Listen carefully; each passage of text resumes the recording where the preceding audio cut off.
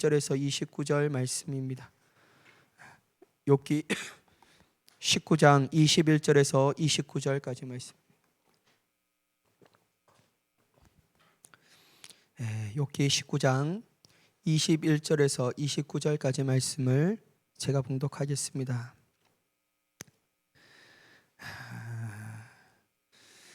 나의 친구야, 너희는 나를 불쌍히 여겨다오. 나를 불쌍히 여겨다오. 하나님의 손이 나를 치셨구나. 너희가 어찌하여 하나님처럼 나를 박해하느냐? 내 살로도 부족하느냐? 나의 말이 곧 기록되었으면, 책에 쓰여졌으면, 철필과 납으로 영원히 돌에 새겨졌으면 좋겠노라. 내가 알기에는 나의 대속자가 살아계시니 마침내 그 땅 위에 서실 것이요, 내 가죽이 벗김을 당한 뒤에도 내가 육체 밖에서 하나님을 보리라. 내가 그를 보리니 내 눈으로 그를 보기를 낯선 사람처럼 하지 아니할 것이라. 내 마음이 초조하구나. 너희가 만일 이르기를 우리가 그를 어떻게 칠까하며 또 이르기를 이레 뿌리가 그에게 있다 할진대, 너희는 칼을 두려워할지니라. 분노는 칼의 형벌을 부르나니 너희가 심판장이 있는 줄을 알게 되리라. 아멘. 오늘 새벽에도 새벽이란다. 오늘 금요 저녁에도 함께 하시는 여러분들의 삶과 가정과 자녀들에게 넘치는 하나님의 놀라운 은혜가 있기를 간절히 축복합니다.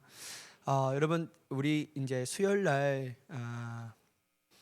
구역회를 했잖아요. 그리고 감리사님과 제 처음으로 가까이서 식사를 하는데요, 여러 얘기하다가 제가 한번 물어봤어요.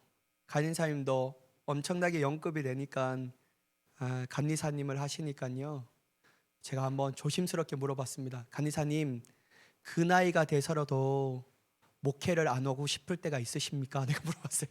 너무 궁금해서요. 그 나이가 돼서도 목회를 그만두고 싶을 때가 있으세요? 그러니까 목사님, 나이와 상관없게 늘 그렇습니다. 막 이렇게 얘기하더라고요. 이게 그렇구나.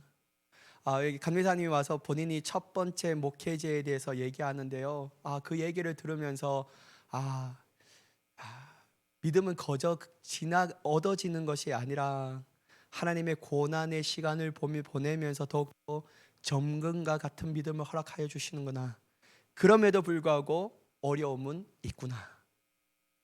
그러면서 막 여러 얘기를 막 나누었던 것이 기억이 납니다. 여러분, 우리가 욥의 말씀을 계속해서 보고 있거든요. 어떻게 보면 반복해서 보고 있고, 지난주의 말씀도 이번 주 말씀 같고, 이번 주 말씀도 또 다음 주에 똑같은 말씀을 할 수 있어요. 그러나 여러분, 저는 욥을 통해서 우리의 신앙이 좀 단단해졌으면 좋겠습니다. 어떤 거냐면요, 고난 가운데서도 주님을 볼 수 있는 신앙, 고난 가운데서도 포기하지 않는 신앙, 고난이 우리에게 때로는 유익이다라고 말씀하시는 그 은혜의 섭리를 깨닫는 신앙, 이걸 좀 우리가 경험했으면 좋겠습니다. 물론 이제 좀 보면서 제가 마지막으로 좀 뛰어넘으려고도 하기도 합니다. 여러분, 한번 같이 보도록 하겠습니다. 여러분, 우리는 욥이 하나님에 대하여 고백할 때 전에서도 얘기했지만 신앙에 왔다 갔다 하잖아요. 그러면서 욥도 동방의 의인이고 참 하나님 앞에 칭찬받은 사람이지만 때로 우리와 똑같은 모습을 가지고 있구나 라는 생각이 막 듭니다. 때로는 원망, 때로는 믿음의 고백을 하는 것을 볼 때 말이죠.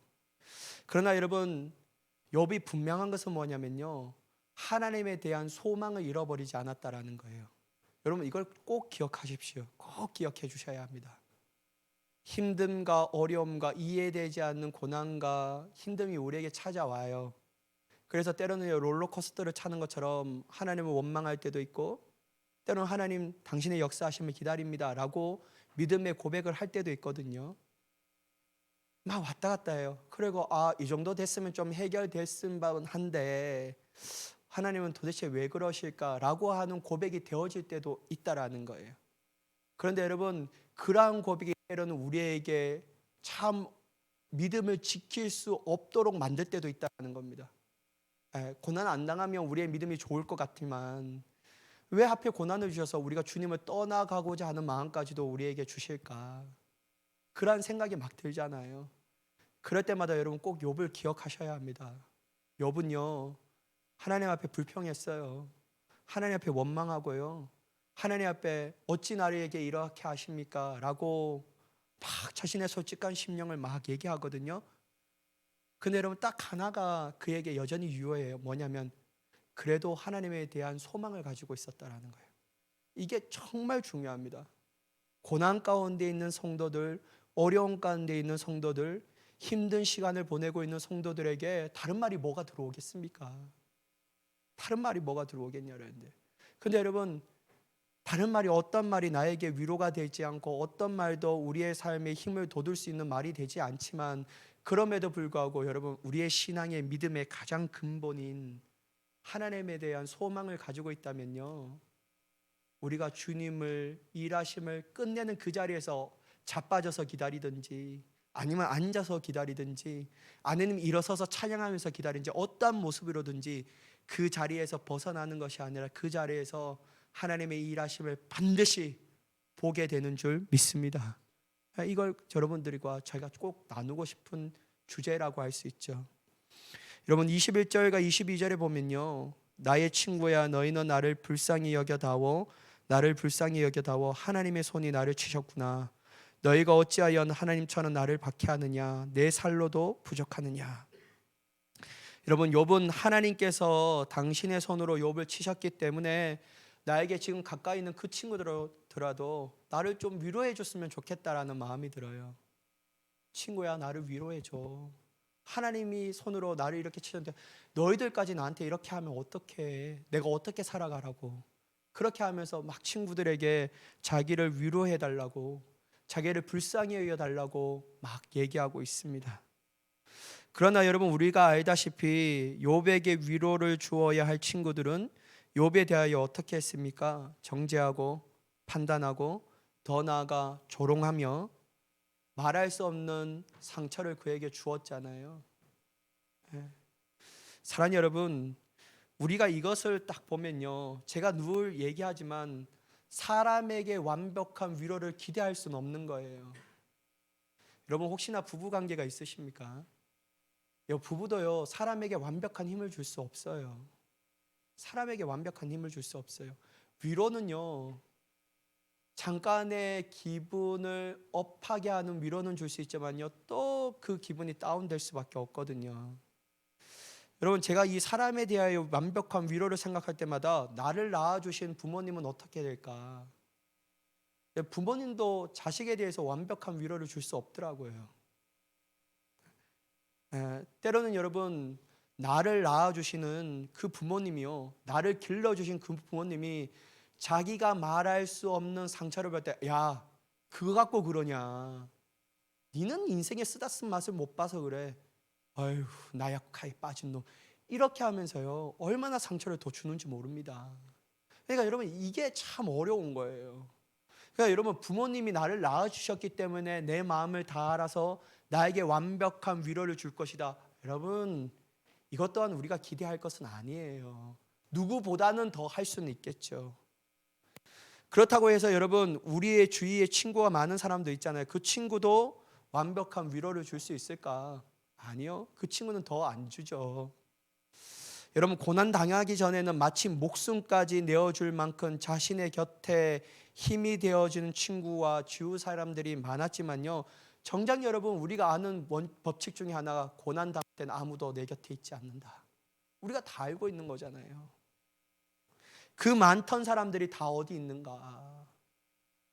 잘 나갈 때는 내 곁에 딱 붙어갖고 콩고물 다 받아가면서 다 살았던 사람인데, 정작 내가 그들의 손길이 필요할 때, 정작 그들의 따뜻한 말 한마디 필요할 때, 아무도 나에게 편이 되어주지 않을 때 그들이 내 옆에 서서 나의 편이 되어줘야 하는데 아무도 없는 거예요. 여러분, 그럴 때 여러분의 마음은 어때요? 저는 너무 공허하더라고요. 너무 공허한 거예요. 내가 정말 잘 살아왔다고 생각했는데 내 인생 참 허무하다. 참 허무하구나. 이게 막 제 마음을 막 짓누르고 있음을 볼 수 있다라는 거예요. 여러분, 이처럼요, 사람에게 어떠한 기대를 구하는 것이 우리의 욕심입니다, 한마디로. 근데 여러분, 앞에 서 있는 목사도 여러분들에게 완벽한 위로를 줄 수 있는가? 죄송합니다만요, 위로 줄 수 없어요. 도리어 저 때문에 상처받는 일들이 일어날걸요. 그래도 영적인 지도자로 삼고 그를 따라가는데, 여러분 그에게 완벽한 따뜻한 말 한마디, 따뜻한 손길, 따뜻한 눈길 하나 받고 싶은데, 정작 내가 위로가 필요할 때, 어려움을 당할 때 그 손을 잡아주기를 원하는데, 여러분 목사는 그걸 알지 못하고 잡아주지도 않고, 때로는 그 어려운 상황 그거 알지 못하면서 강한 말로 칙칙질하며 지책하며 나아가면요, 여러분 그 목사 때문에 얼마나 상처를 입고 얼마나 넘어집니까? 그래서 여러분 목사도 여러분들에게 위로를 줄 수 없어요. 그렇다면 여러분 정답은 딱 한 가지 있지 않습니까? 그게 뭐냐면 하나님이지 않습니까? 여러분 우리는 정답을 알면서도요, 자꾸만 사람을 의지하려고 하는 본성이 있는 거예요. 우리는 그 이유를 알면서도요, 자꾸만 사람 곁으로 더 가까이 나아가려고 하는 거예요. 왜냐하면 실제적으로 피부적으로 와닿기 때문에. 그것은 반드시 우리가 금방이라도 알아차릴 수 있는 위로잖아요. 그러니까 금방이라도 나를 위로해 줄 사람을, 금방이라도 내 마음을 알아줄 사람을 눈으로 보기를 원하고 경험하기를 원하니까요, 사람을 의지하는 마음 알겠어요. 그런데 여러분, 그럴수록 더 공허해집니다. 그럴수록 더 허무해져요. 그러니까 여러분 그런 마음, 물론 주위에 있는 사람들이 그렇게 하면 얼마나 좋겠습니까? 그러나 여러분 그 위로도 우리를 완벽하게 변화해 줄 수는 없는 것이죠. 그렇다면 여러분 어떻게 할까? 주님 앞에 나아가야죠. 다른 게 없어요, 여러분. 신앙의 정답은요, 주님 앞에 나아가는 것밖에 없다라는 거예요. 왜 그러냐면요, 하나님은 나의 창조주시거든요. 하나님은 우리의 마음의 속속들이 다 아시는 분이에요. 하나님은 우리를 섭리하시고 계획하시고 하나님은 우리를 이끄시는 분이셔요. 그러면 여러분 우리가 하나님 앞에 나아가서 나의 디자인하신 분이 내 모든 것을 다 아시니까, 그 내 모든 것을 다 아신 하나님 앞에 위로를 받아야지만 온전한 위로로 말미암아 주님의 은혜 안에서 올곧게 설 수 있게 되는 줄 믿습니다. 그거 안 되면요, 신앙 가지면서도 사람 찾아가는 인생이 되는 거예요. 계속. 그럼 여러분 우리가 안 되는 거죠. 여러분 예수님이 여러분들의 친구가 되심을 믿으시기 바랍니다. 세상 친구 없어도 예수님만이 내 친구가 되면 좋다. 근데 여러분 전 그 찬양 부를 때마다 은혜 받을 때는 너무 공감해요. 그래? 세상 친구 없어도 예수님이 내 친구가 되는데 무슨 소용이 있냐?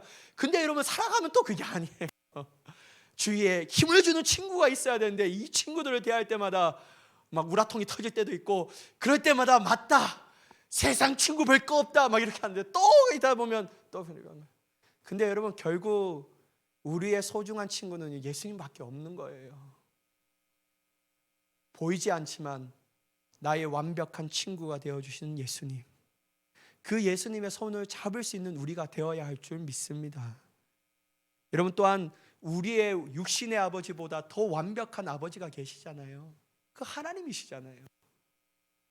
우리를 고와 같이 내버려 두지 아니하시며 우리를 늘 보호하시며 인도하시며 우리가 더욱더 행복해지기를 원하시며 이 세상 살아갈 때 복을 받고 그 복을 누리기를 원하시는 하나님, 그럼 여러분 우리는 아버지께로 나아가야죠.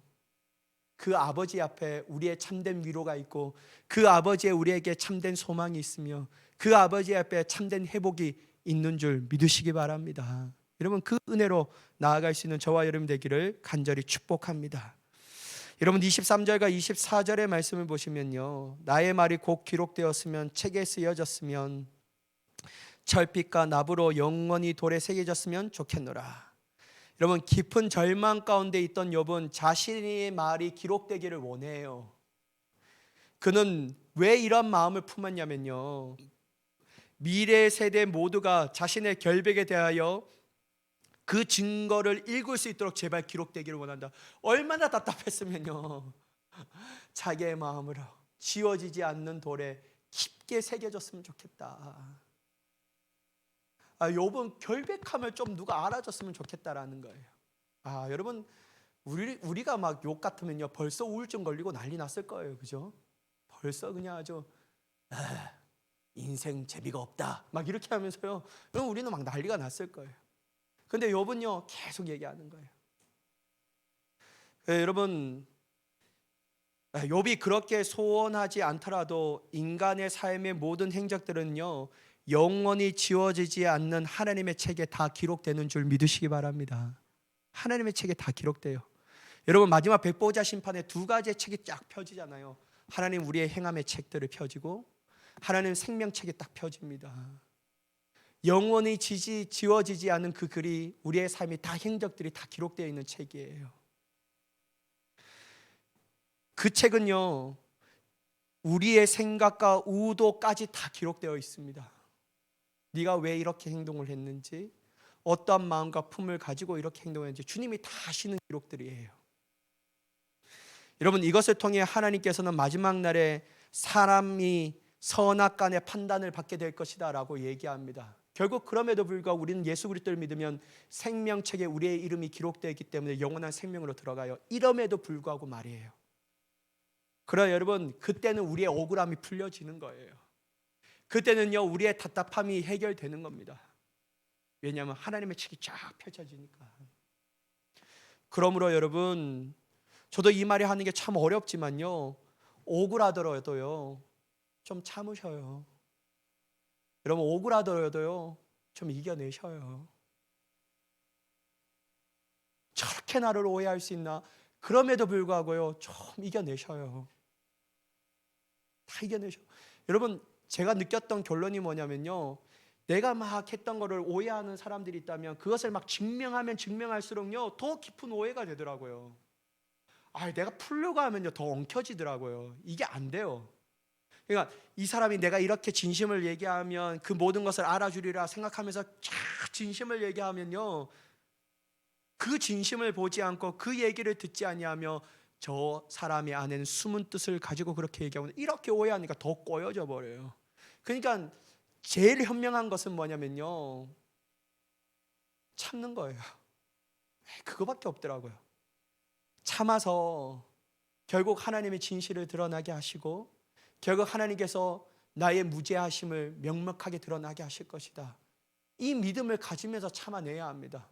여러분, 그게 드러나겠냐라는 거예요.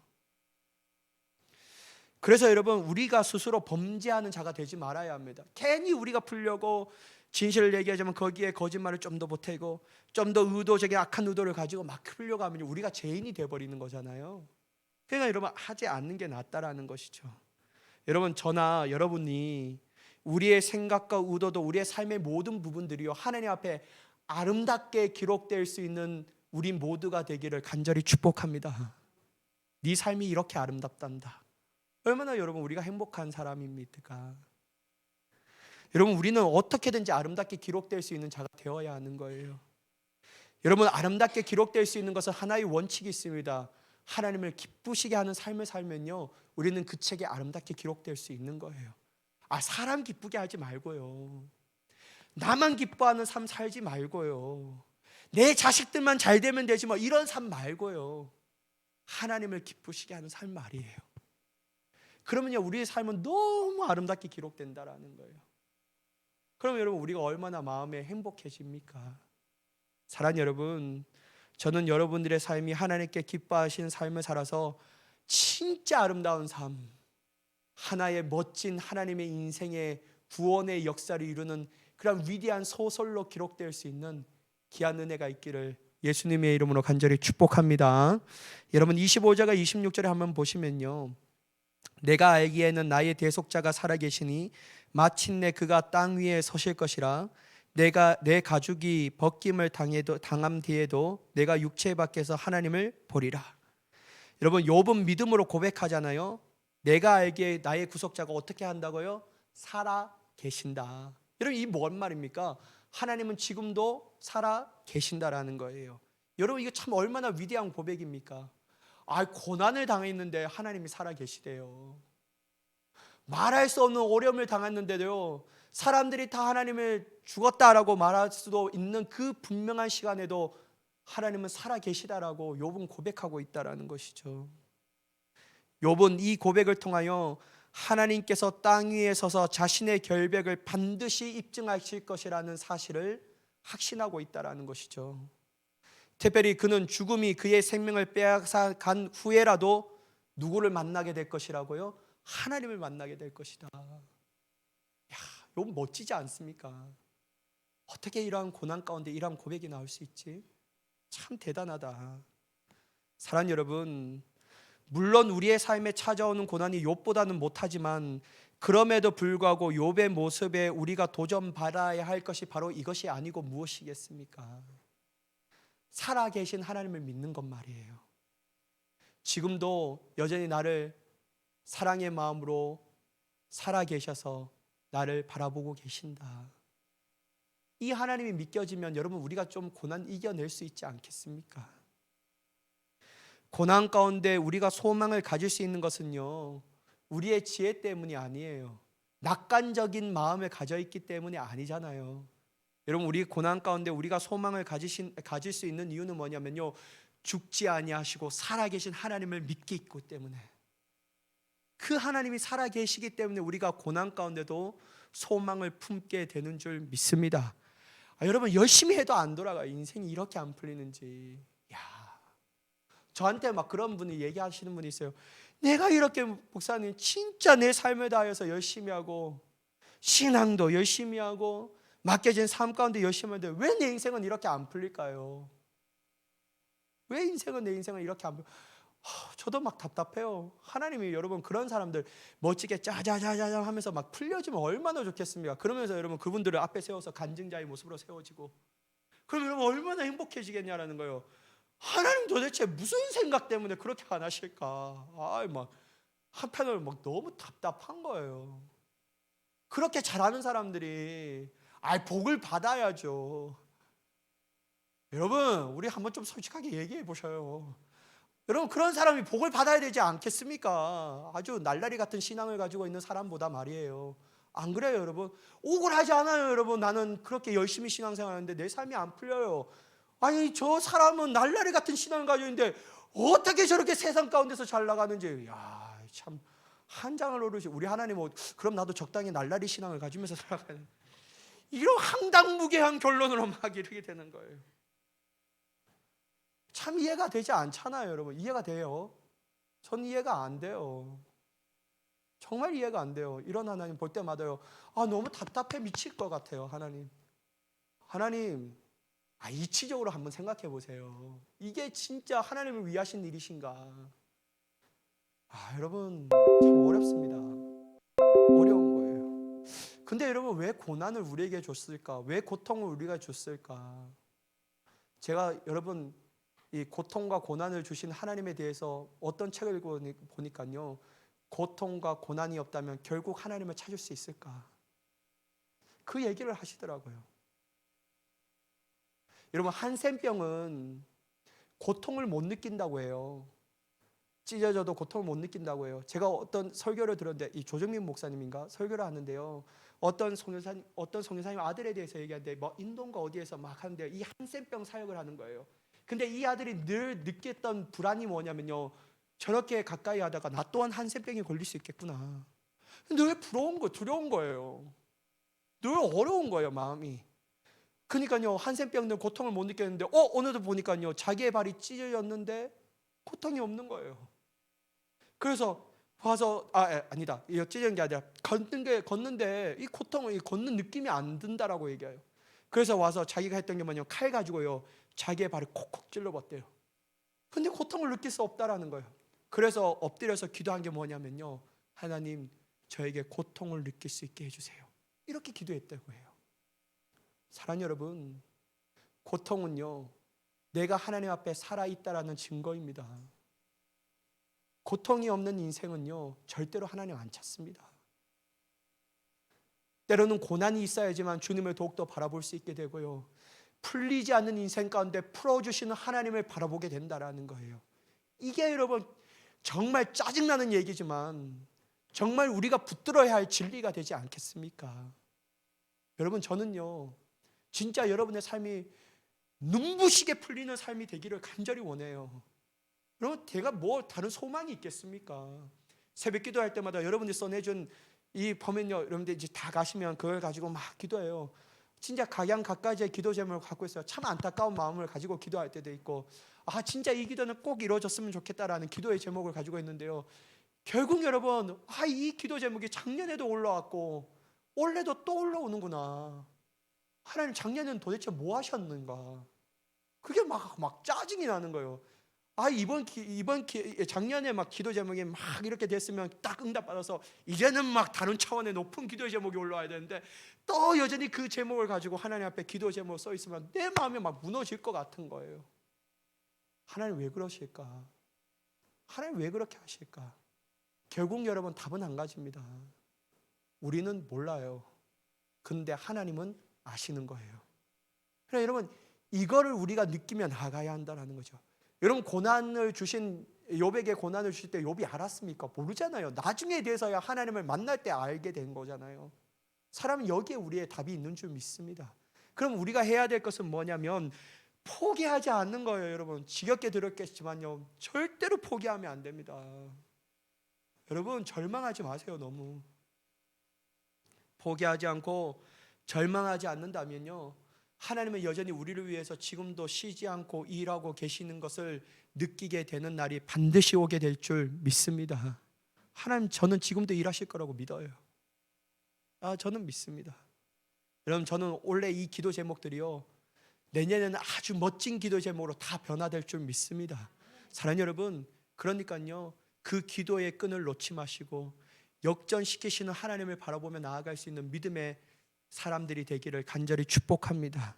여러분 마지막 27절의 말씀인데요, 내가 그를 보리니 내 눈으로 그를 보기를 낯선 사람처럼 하지 않을 것이라 내 마음이 초조하는구나. 여러분 욥이 바라는 것은 영원토록 영광 가운데 계신 하나님을 배우는 것이었습니다.